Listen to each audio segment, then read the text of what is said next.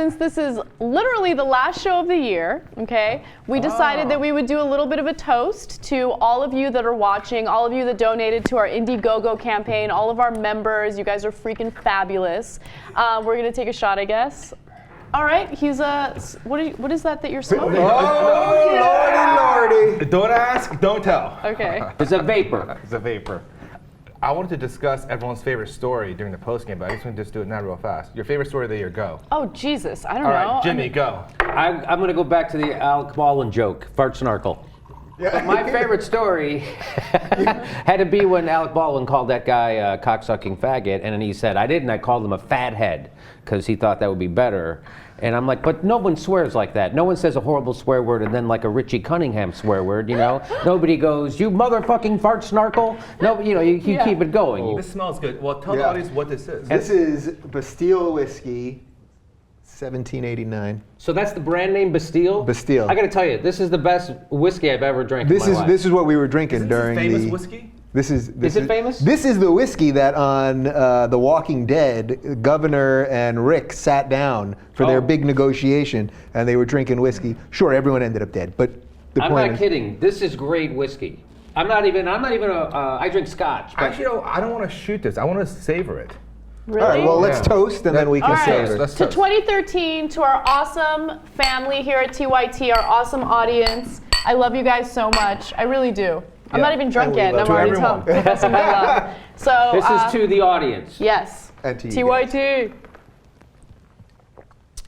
Oh, that is good whiskey. It is so good. That is good. Isn't that? It's so smooth. Even Anna didn't make a bad face. No, it was delicious. No, it really was. It's just I'm not used to taking shots. I'm not like shot. You know what I like about it? Can I just say this is what is great about what we do It's here. like butter. No, it is. Thi- Okay, can I just before I don't want Yeah. people to misinterpret like I'm not used to taking shots of she did whiskey. the whole you thing. shot it. He We said just took a sip. sip. Yeah, That's why you were like that. we're all savoring it. This little moment, Jimmy Dore taking out a pen and smoking some dope, us being able to sit here and have a drink.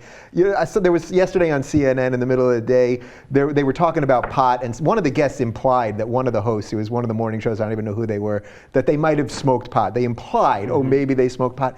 And everyone freaked out, and it was so awkward. And it was like, you people are all awful robots. You're just not even humans. And the fact that we get to do the news stuff we care about, and then can do this, and are all friends outside of here, and all of that, it's that is what makes this all so great. It really does. No pretending. That's the beauty of the internet, right? Yeah. We don't have to pretend. Jenk doesn't have to pretend to apologize for a good joke that I make, right? Or it would be horrible if Jenk had to go then apologize for a joke I made. I can't. Like Melissa Harris Perry. Yeah. I'm on the same page as you when it Thank comes you. to that issue. Everyone needs to calm down. I don't like that Democrats are quick to apologize Yes. for everything, regardless of how tame. Dino Badala is a comedian, right? Yes. Phil Robertson, not a comedian, completely serious about what he said, And right? and ignorant and hateful. Absolutely, and you have conservatives that are supporting him and then, criticizing what happened on MSNBC. It's ridiculous. Yes. And and here's the thing too. Like, there's a point to apologizing, and but here there is no point to it, because who on the right, after hearing Melissa's, Perry. I don't know why I want to call her Melissa Perry Harris. Yeah. Anyway, after hearing Melissa's apology, Her Perry is very Harris. yeah. Who on the right says, "Oh, We're getting a little loose. that's a great apology. I like her now. I'm on her side." Right. Does anyone They're come like, around? "Yeah, Nobody- you bitch. That's right. You better apologize." And there's no point to it. It doesn't get her anywhere. You know what they used to call her in college is Melissa Landing Strip Harris. All right. We have to say our favorite story of the year. Yeah. So go. One of these guys said it over here. The Rob Ford crack story, because we have such moronic politicians here, and everyone's showing their dick or having sex in a bathroom. Or we did have one, coke buying guy in Florida. That was nice, Trey Radell. But this crack smoking mayor of Toronto, and the fact that the size of him, just everything about him was so ridiculously comical. And that, remember that hearing at the end where then he ran through and he knocked that woman down in the middle of the hearing, and just the whole thing was so over the top and so crazy. Is when he was accused of saying to his aide, Yes. that I want to eat your pussy. Yeah. And he goes, "No, I have plenty to eat at home." Yes. That's an unbelievable comment. mayor. You're the mayor. Yeah. He goes, I never said that to her. I would never say that to her because I had plenty to eat at home. I was like, what? They're doing something That was right in Canada. amazing. I That's a really good think so. choice, Dan. Yeah, that Yeah. was crazy. That is a good choice. Yeah, it was like he was trying to. I'm going to prove it to you. I would never say anything like that. I want to eat her pussy, and to prove it, I'm going to say it right now in front of cameras. Well, like you shouldn't do. Isn't that proof enough that I wouldn't say that? That I'm saying it right now? It's crazy, right? crazy. That's like saying I would never say the N-word and then just keep saying it over and over. So anyway, That was so that was a great story. I don't have, I would say the NSA story. Anything that has to do with our civil liberties being violated, because I think that it perfectly demonstrates how a constitutional law professor can just completely destroy, or not destroy, but disregard our own Constitution. Watch the So- destruction of it right before his eyes. Exactly, exactly. So I would say, and I know that that's probably a cliche at this point to mention as the big story of the year, but it really is. And I hope that at some point the information that's been unearthed by Snowden leads to some sort of change in our government. I mean, it's going to be really difficult to roll that back. Recently, another federal judge ruled that the NSA's actions are constitutional, which is absolutely ridiculous. And that was after Judge Richard Leon said, Leon said that it was unconstitutional. So this is probably going to get to the Supreme Court. I'm just hoping that the Supreme Court will somehow rule that the indiscriminate collection of our data is unconstitutional and will somehow roll back some of the NSA's actions. But who knows? I think that's the most important story of the year, and certainly something that I followed the most. Yeah, so this isn't necessarily the most important story of the year, but this is my personal favorite story, is the fact that just recently Stephanie George had her sentence commuted by President Obama. And as we've covered many times, Obama is he's the stingiest man ever in the White House in terms of commuting people's sentences and giving them pardons. And just lately, what both Obama and Holder, the Attorney General, have decided that maybe these crazy, insane drug laws that put people away for life, for nonviolent drug crimes, maybe that's a bad thing. And he let Stephanie George go, or he's gonna release her. And for those who don't know who Stephanie George is, she is a woman who sold $40 worth of drugs, then $120 worth of drugs, and then the third time her boyfriend had some drugs hidden in her attic, and then he turned her in before she could turn him in, and that's her third strike. So she got life sentence. Life sentence. The sentencing judge himself said, at worst, you were a bit player in this, and I don't think you deserve death. I don't think you deserve a life sentence, but I have no choice. You gotta go. Yeah. And that was 16 and a half years ago.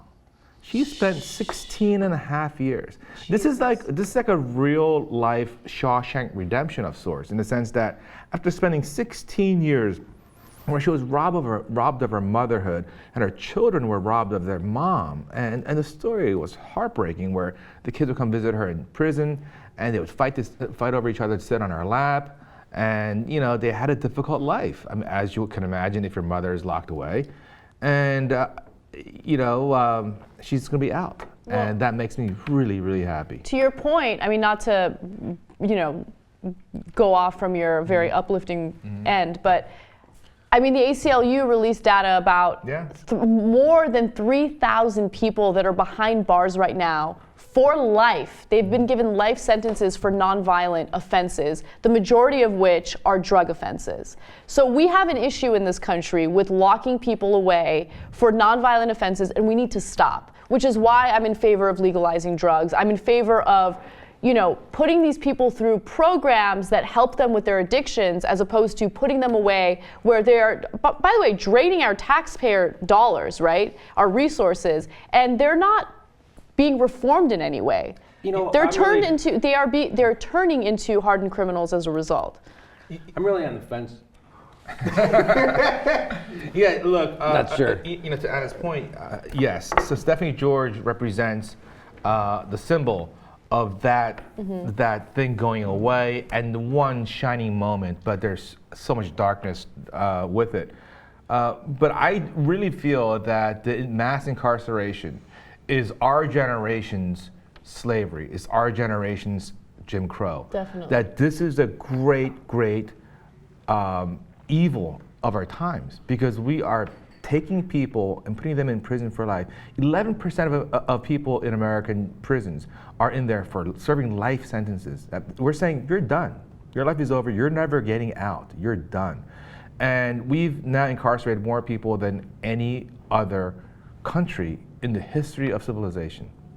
And we all go on, we have our freedoms, we can go on, but there are millions of Americans sitting and rotting away in prisons, and there's a lot of money being made off of them, a lot of taxpayer money, and one day we will look back on these times and say, how could they have done that? Just as we look back on slavery and say, how could they have done that? Yeah. So, well, I think the drug thing is summed up perfectly right here. Jimmy's smoking medicinal marijuana, and in 40-something states, we would be arrested for that. Yes, you would. I think that might be the biggest or my favorite story of the year. Colorado legalizing marijuana outright. It starts tomorrow. Starts tomorrow. They're the Amsterdam of the world now, because Amsterdam's going backwards on the pot laws because some conservatives got in power over there. But it's nice to see the people actually changing things. So real change comes from the grassroots. Martin Luther King and pot stuff. I don't know why I'd put those together, but it goes Gandhi, you're Martin stoned Luther right now. King, and then potheads. and then Cheech and Chong. And I think.